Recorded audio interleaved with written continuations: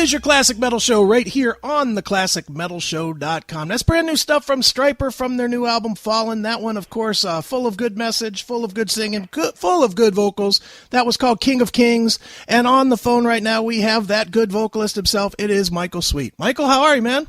I'm good, Chris. How are you, man? That's one of my favorites, actually. It's such a good song, Michael, and it's such a good album, and that's exactly where I wanted to kind of start with you. Not that the band has ever, done albums that people really didn't like, but you guys are getting just heaped on praise everywhere for this record, more than I think I've ever seen in your career. Are you seeing that, and what do you attribute that to? I am, and I think the reasons for that are, number one, most important, is we want to include our fans. If you go to our social media sites, Facebook, Twitter, you'll see that we're always asking the fans what they want. What do you want to hear on the next album? What do you want regarding this? What do you want in the set list? And, their opinions matter to us. So when we make an album and we ask for their opinions and they give it to us and they say we want heavier and we want more of this, more harmony solos, more screams, we go in with that in mind, trying to give them just that. We're not selling ourselves out because, we love doing that. That's the style we grew up on. And I think that's what's happened with Fallen, and that's what's happened with No More Hell to Pay. It took us a little while to kind of figure that out because bands tend to want to do their own thing and try to fit in and be relevant and be modern and with the times. But when you're not a modern rock band, you got to be, who you are, and give the fans what they want, and those are the people that put you where you are. So sure. Does the line ever get blurred when you do that, though, between the band members, where maybe you're seeing things online and you're just not feeling it, when you're writing something or when the band's putting the music together or whatever, to where the two sides jive? Oh, sure. I mean, when we ask opinions and people say, "Hey, make an album of ballads," we're not going to do that. Right. I mean, we draw a line somewhere. Sure. But at the same time, we want to listen to the fans. And we go by majority, too. Mm-hmm. If 100 people comment, we'll take the 75 comments that are all in agreement that we should do this, and we'll do that. Sure, definitely. And again, it's not like we're cattle, just going where the fans tell us to go. It's that we really want to make the fans happy, because at the end of the day, I don't care who you are or what you feel or what you say, without the fans supporting you, you're not doing this. Right, exactly. Yeah, and it's as simple as that. So, sometimes you need to suck up your pride or whatever it is that's keeping you from getting back to that, and just do it, and I'm telling you right now, I mean, it feels good for us. I mean, to see the reviews from the fans and the critics, and, critics that never liked us before. Sure. That are saying, we like you now, we love this album.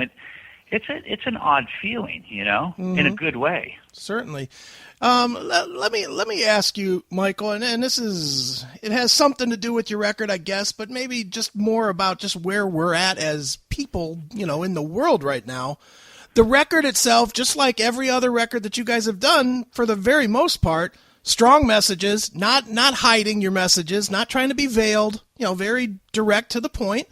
Yep. But given the way the world is today, and you see it, I see it, people don't want to talk about it, but given the way Christianity is affected and pointed at and pushed out of everything and the way it's going, do you feel a stronger responsibility as someone with a voice, a big voice within the Christian world, to deliver messages more than maybe you did in 1987 or whatever? Well, I tell you this, we've always felt a strong sense and an urgency to deliver that message. That's been like that from day one. Do I feel it even stronger now? I can say this. We're equally as passionate as we were then now. And in today's world, I do think that there's a lot more darkness in this world. Sure. That's for darn sure. And anyone who snickers at that or laughs at that and thinks I'm an idiot for saying it, well, they're living in a closet somewhere. Right. because we live in a dark world, and there's a lot of evil in this world, and it's grown. I sit and watch TV with my wife, and the stuff I see on TV, and I'm just thinking to myself, what's it going to be like in 20 years? Right. Mm-hmm. I mean, it's insane. So all the more need for bands like Stryper. Sure. Because there's enough hate and anger in this world. And, people say, yeah, that's what metal's all about. And no, it's not. Right. That's a complete joke and a lie. Metal is about art and attitude and music and, playing it as best as you can. And it's not about, sex, drugs, and evil. It's just, and I don't buy into that lie for 1 second. I never have. Right. So, we're going to keep doing it how we do it and trying to shine that bright flashlight in the dark world. And, maybe there will be more bands that follow suit. There are already. I mean, you hear about guys like Blackie Lawless, who's a Christian now and prays on stage. And, a lot of people are kind of coming around and seeing that, God is the answer, and it's just as simple as that. Sure. Is it odd for you? You brought him up, so I'll go there. Is it odd for you to see somebody like Blackie, who was so the other side, to come around to, I don't want to say your side, but to really clean up and go a completely different direction than basically everything he built his career on? No, what that tells me and shows me and solidifies, really should for anyone watching, is the power of God. Mm-hmm. I mean, what else can change a person like that? Yeah. Not Dianetics, that's for sure. Right. I mean, it's the power of God. Blackie got to a point in his life where he was at the lowest of lows, and he committed all, and God was kind of always there in his mind, and he grew up around that, knew about that, but walked away from it as far away as you can. And when he got to the lowest point in his life, he realized how much God loves him, and he's committed his life to him. And is God still working on him? I'm sure he is. He's still working on me. Sure. Nobody's perfect.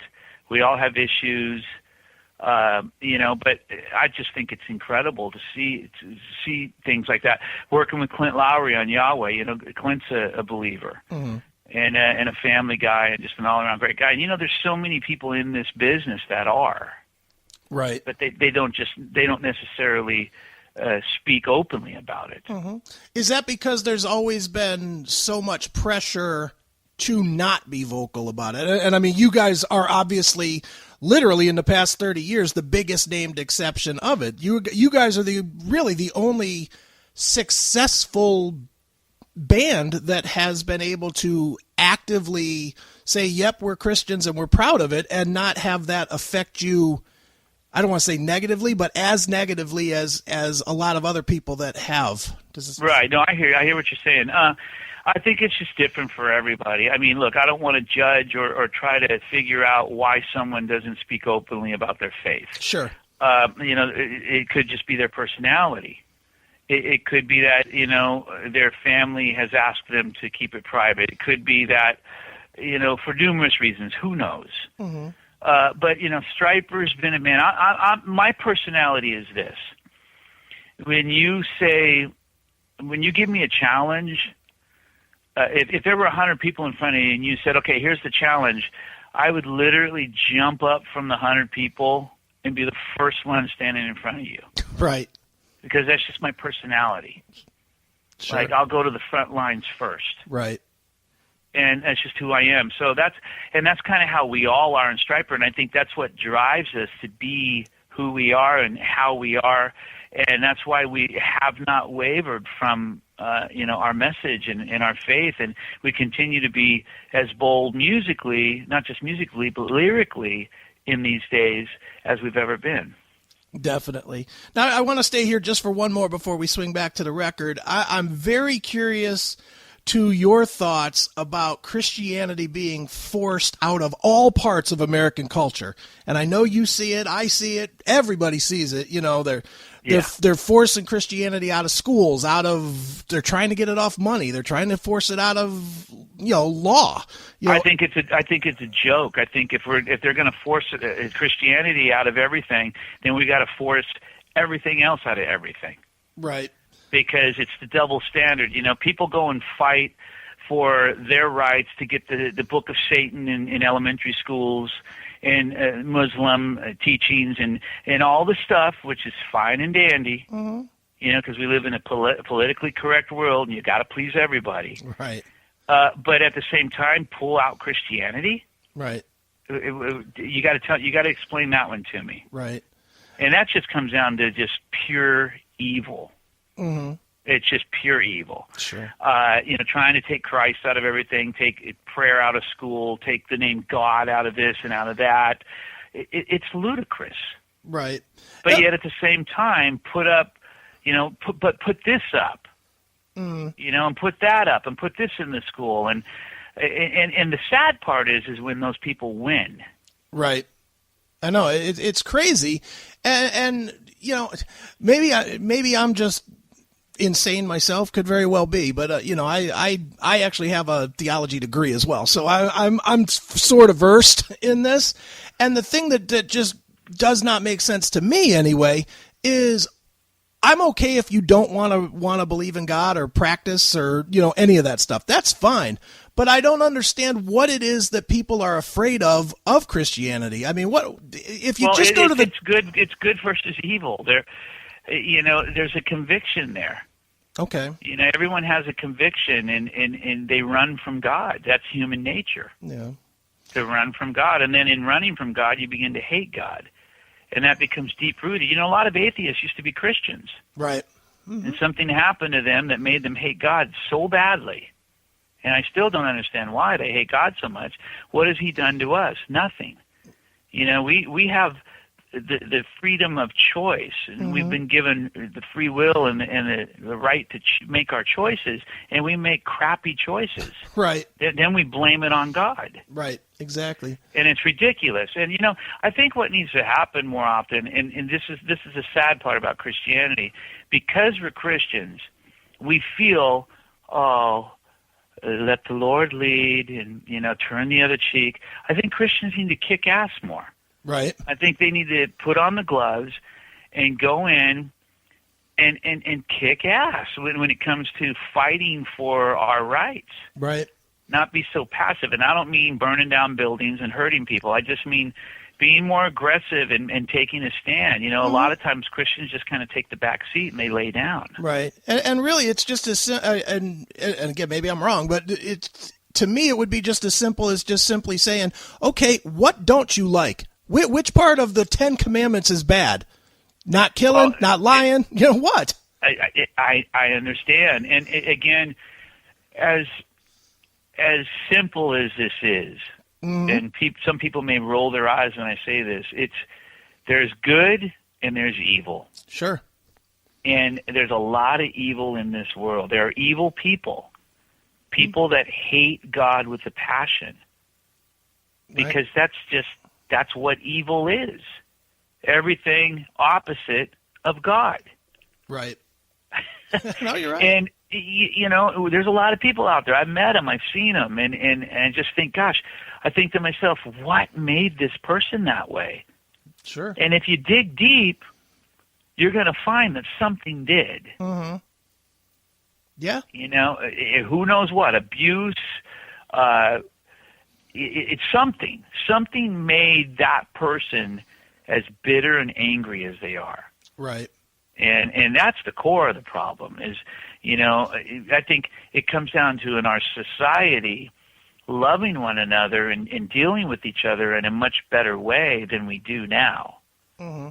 There's just so much garbage. I mean, for example, I made a comment on Twitter about same-sex marriage, and basically I didn't endorse it. I just said, I think it comes down to love and loving one another and respecting one another. And man, I got heat for that. And this is what I'm talking about. Right. It's like this instant hate and anger. Mm-hmm. In a bad way, in a negative way. And, how can anyone argue with the fact that we are supposed to love each other? Yeah. And in the end, what's the problem? Exactly. We're not going to agree with each other. We're not going to live each other's lives, but we're supposed to love one another and accept one another and, let God do the rest.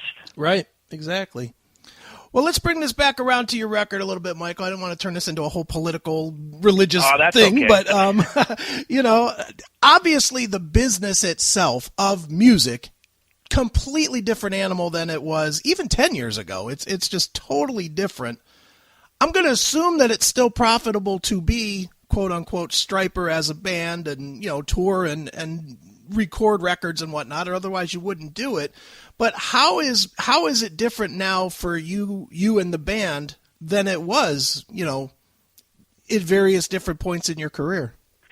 Well, back in the heyday, we were selling millions of albums and playing to 10,000 people a night, but we went bankrupt. We were $2.5 million in the hole. That took time to get to that point, but it was because of poor management and misuse of funds and not keeping an eye on the money and overspending and all that stuff. Mm-hmm. Now, we make a lot less, but we have money in the account. Okay. So it works out. And I think it just comes down to, my wife manages us, Lisa, and she's a very smart, brilliant budget person and great with money. And we come from the school of thought, the guys in the band, if you gave us $100 check each, that check would be gone in 5 minutes. Right. Rob would go blow it on a jacket that was yellow and black. Oz would go blow it on pancakes. Kind of joking there. Tim would go blow it on whatever, and I'd go, you know what I'm saying? We would spend the money. Mm-hmm. Well, Lisa's like, no, here's 50. I'm taking the other 50 and putting it in an account. Okay. And that's how my wife thinks, and she's helped us to get to a point where we have money in the bank and we can afford to go make albums and go make videos and go do this and go do that. Right. And we have interest from labels. Mm-hmm. Believe it or not, it's crazy. We just had 2 labels reach out to us who want to do deals, and we've got labels coming after us all the time. Sure. And making substantial deals and offers, and we're just thinking, wow, it wasn't like this back in 1986. Right. We had a great label, Enigma, but to just have all these people wanting to be a part of what you're doing is really humbling. Right. And really cool. And it's a good time for Stryper. We go out and we tour, and we try to tour smart and not come back with a deficit. And, we try to be creative with things and be fair at the same time. And, when we do meet and greets, yes, we charge. Everyone does nowadays. That's the way you survive. But we keep our prices way low, and we give people a lot for what they're paying for. Sure. Instead of just $1,000 and you get a signed photo, but you can't look at, the person signing it. Right. It's just stupid stuff like that. We spend time with people and eat with them and drink with them and hang out. So we're all about being fair, and God's really blessed the band. Sure. Definitely, man. Well, talk about your decision on the record Fallen to do the Black Sabbath cover After Forever. It fits. If you were to ask me to name 100 songs, that would probably not be in the top 100. I would assume you guys would be doing a cover of, but it just sort of fits the sound and the sound of the record. What? When I was writing the record, mm-hmm. I started getting the sense that it was kind of going down that Sabbathy kind of road. Okay. With riffs like Fallen and Pride and just that slower paced riff. I don't want to say bluesy, but you know what I mean. Just mm-hmm. For some reason, Sabbath kept popping into my mind. Right. And then once that happened, I started thinking about Sabbath covers, and I went and I read.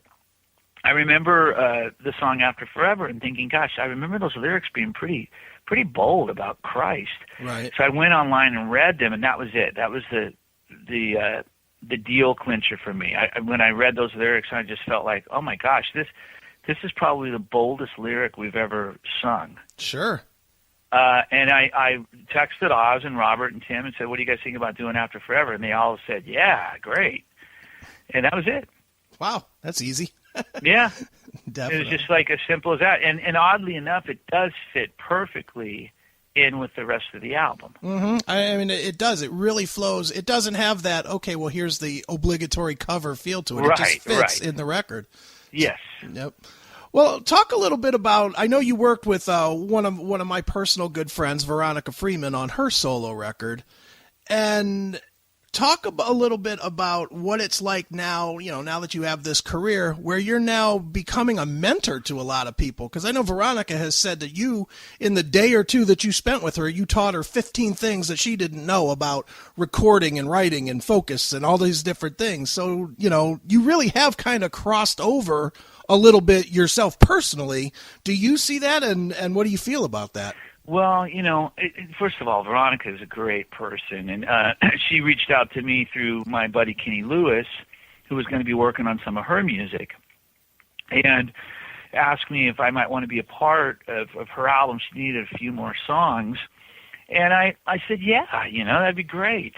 I think she's got a fantastic voice and an awesome voice. Sure. And, I wrote those songs for her again, and Love Should Be to Blame. And she really liked it. She really liked what I put together for her. And then I wound up going and playing guitar on it and producing those 2 tracks. Right. The only thing I didn't really try to teach her anything. I didn't sit down and have a class or anything. I just went in and did what I do in the studio. Okay. When I tracked the drums, I was like, no, I'm not feeling that. And the drummer's like, well, it sounded good to me. And Veronica's sitting back there on the couch with big eyes, and she's like, yeah, that sounded pretty good to me. And I'm like, no, I'm telling you guys right now, I want one right here, and you got to just push that and give me the choke and do this and blah, blah, blah, blah. And then we went through it again, and then she's like, oh, okay, yeah, wow. Right. I hear the difference. And I'm real driven in the studio, and there's a certain thing I hear in my head, and until I hear it, we don't have it. Right.